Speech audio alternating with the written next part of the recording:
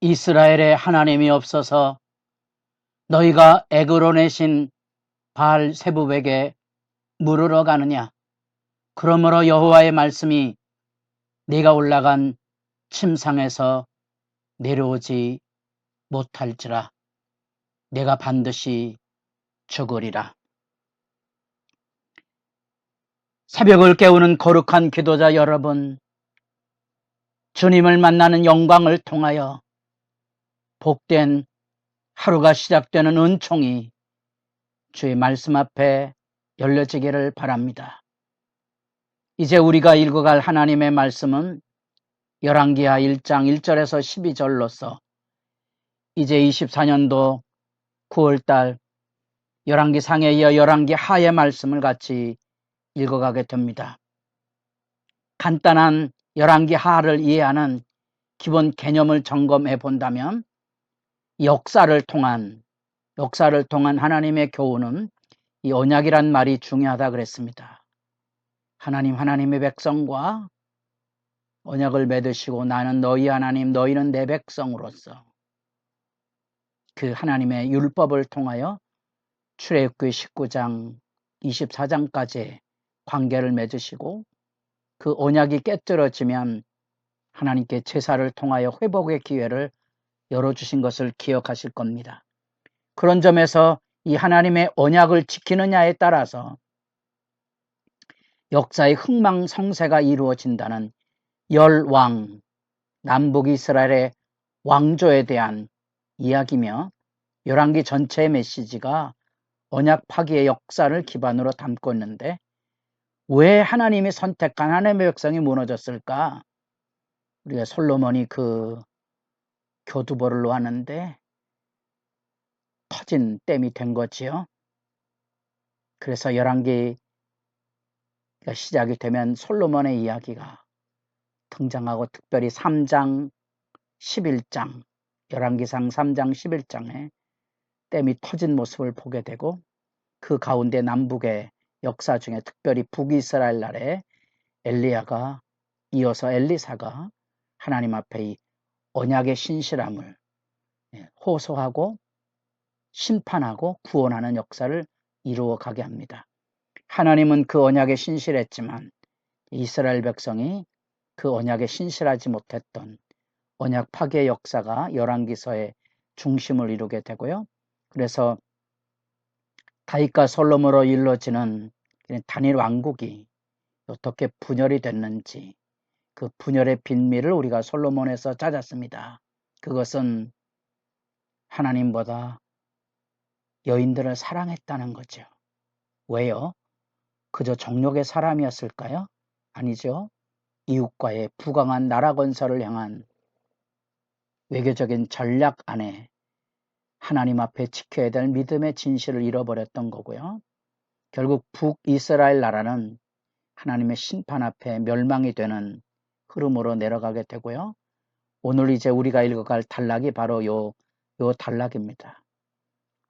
북이스라엘 아합가에 대한 엘리야를 통한 역사 심판의 단락을 지금 이제 우리가 읽어가고 있고요. 우리가 여기 열왕기 상하의 중심 앞에 열왕기상 17장 18장에서부터 열왕기하 8장 또는 13장까지 엘리사 단락이 있다는 걸 기억하면 열왕기 역사의 3분의 1이 이 부분입니다. 다시 말하면 역사를 통한 하나님의 신앙 교육이 담겨져 있다는 것이죠. 여기 지금 엘리야가 마주선 오므리, 아합, 아하시아, 요람이 이게 오므리 왕가고 오므리라는 이름보다는 우리가 아합이라는 이름이 익숙해서 아합가라고 얘기하죠. 이게 다 혁명을 통하여 정권을 잡은 그런 왕들입니다. 짧지만 신물이 오므리로 이어지게 되고 이 오므리 왕가 곧 아합 왕가의 심판은 여호가 아합의 불신앙과 우상숭배에 대한 심판을 예고한 그대로 예후가 이 오므리 왕가를 완전히 진멸하게 되는 역사의 흐름을 보게 되지만 이 아합 왕으로 인하여서 얼마나 이 우상숭배가 만연했는지 여기 남유다의 역사 중에 있어서는 안 될 이 아달랴가 통치를 하는, 남북이 다 우상 숭배에 찌들을 수밖에 없을 때 북쪽에 예후가 일어나 이 아합 왕가를 싹쓸이하고 이 남유다마저도 압살하려고 했던 이 바알 종교가 요아스가 살아남음으로써 드디어 회복이 이루어지는 장면을 보게 됩니다. 이 오므리 왕조 아합 왕가라 그랬습니다. 이 바알 종교에 대한 하나님의 심판과 구원의 희망을 지금 우리가 읽어가고 있습니다. 북이스라엘 아합 가문 오므리 왕조라 그랬습니다. 남쪽에는 비교적 경건한 왕 아합과 짝을 이루어서 남북 동맹시대를 열었지만 안타깝지만 이 여호사밧은 아합과와 연원관계를 맺어서 결국 아합의 딸 아달랴를 데려오는 비극을 초래하게 되죠. 오늘 우리가 읽는 북이스라엘 나라 아합의 아들 아하시아가 등장하게 되고 아하시아가 등장하는 역사의 배경을 우리가 이렇게 읽게 됩니다.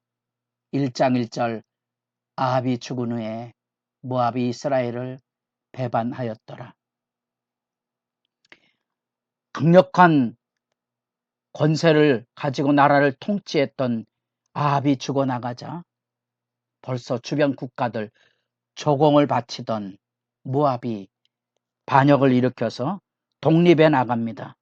그것이 바로 역사가 보여주고 있는 힘의 지배의 실제고 세상은 언제나 이런 악의 질서를 가지고 세상이 움직여져 갑니다. 하나님께서 주신 평화와 안정이 무너지고 있는 거지요. 하나님이 빼앗아 가는 거지요. 그런 점에서 보면 모압이 배반했던 그 이야기는 마치 우리가 룻기나 사사기를 읽을 때 나타난 하나님의 심판으로서의 쇠락, 경제적인 빈곤, 가문, 기근, 전쟁이 바로다. 이런 악에 대한 심판으로 들려지게 되고 더 구체적으로 이 아하시아가 사고를 당하여서 몸에 병을 앓게 됐는데 그 가운데 하나님께 묻기보다 에그론의 신 바알세붑에게 이 병이 낫겠나 물어보라고 우상 숭배에 찌든 비참한 역사의 모습을 보게 됩니다. 그 가운데 이루어지는 우리는 엘리야의 경고를 듣게 되는 겁니다. 이 바알세붑이라는 이름은 우리가 잘 아는 바알 숭배의 여러 가지 이름들 중에 하나고 어떤 학자는 이 세붑이라는 파리라는 조롱의 의미를 담고 있다고 쓰여지기도 하지만 아마도 그 시대 사람들에게는 이런 이름들을 통하여 생사화복을 주관하는 신으로서 매력을 가지고 있었지요. 여러분들이 역사를 조금만 안다면 이 블레셋의 법궤를 빼앗긴 역사의 비극을 떠올릴 수밖에 없는 거지요. 블레셋 지역이 특별히 유다와 단지파의 영역 안에 있었는데 그들이 책임을 다하지 못하므로 블레셋 5도시가 왕성하게 되고 법궤를 빼앗겨서 그 블레셋 지역의 신들이 오고 갈 때 그 이름 중에 하나가 에그론이 나옵니다. 그 이 하나님이 없다느냐 하는 이 안타까운 호소가 엘리야에게 임한 거지요. 사마리아로 내려가는 사자들을 만나서 이스라엘에 하나님이 없어서 그 불신앙에 대한 경종에 대한 얘기고요. 내가 반드시 죽으리라는 심판을 이야기해주고 그 조롱하는 엘리야 체포 대들이 왔을 때 하나님의 불심판이 예고되고 있는 모습을 이제 우리가 읽게 됩니다.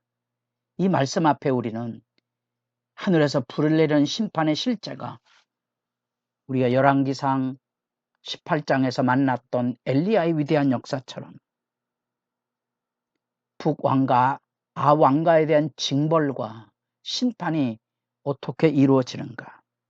베나도 2번씩이나 재차 하늘에 불을 내려 50부장과 50명의 부하가 불사람을 당해도 또다시 사람을 보내는 이 아시아의 완악함, 마치 바로가 출애굽기 5장에서 15장 재앙이 쏟아짐에도 불구하고 마음이 강팍했던 것처럼, 그리고 그 보낸 첩보제 50부장이 엘리야에게로 올라가 앉아서 말하기를 왕의 말씀이 내려오라 하셨나이다.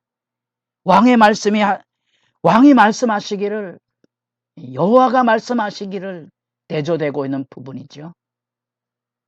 시대의 죄악상이 그대로 그려지고 있는 장면입니다. 이 왕뿐 아니라 이 50부장조차도 하나님의 사람을 조롱하고 멸시하는 삶의 자리에 떨어진 모습입니다.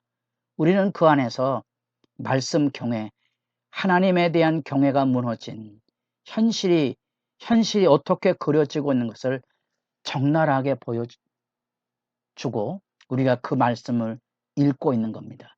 하나님의 백성이 하나님의 말씀, 언약을 망각하고 이방 우상 숭배를 통하여서 이루어지는 이 비참한 악의 현실, 여러분들에게는 하늘에서 불을 내린다는 그 사건이 잔혹하다고 여겨집니까? 하나님의 진노와 심판이죠. 마치 애굽에서 재앙이 쏟아지듯이 여기 하나님의 백성, 하나님의 땅에도 하나님의 이름이 불신앙 거역되고 회방이 될 때에 하나님의 심판은 눈앞의 현실로 나타난다는 것과 이런 역사를 통하여 지금 신앙의 경정을 울리고 있고, 우리가 히브리서 12장에서 하나님은 소멸하는 불이심이라, 여러분들에게 하나님은 농담의 대상입니까? 아니면 경건의 대상입니까? 여러분의 새벽의 기도가 하나님 앞에 엎드려지는 참된 경외의 시간으로 복되기를 바랍니다.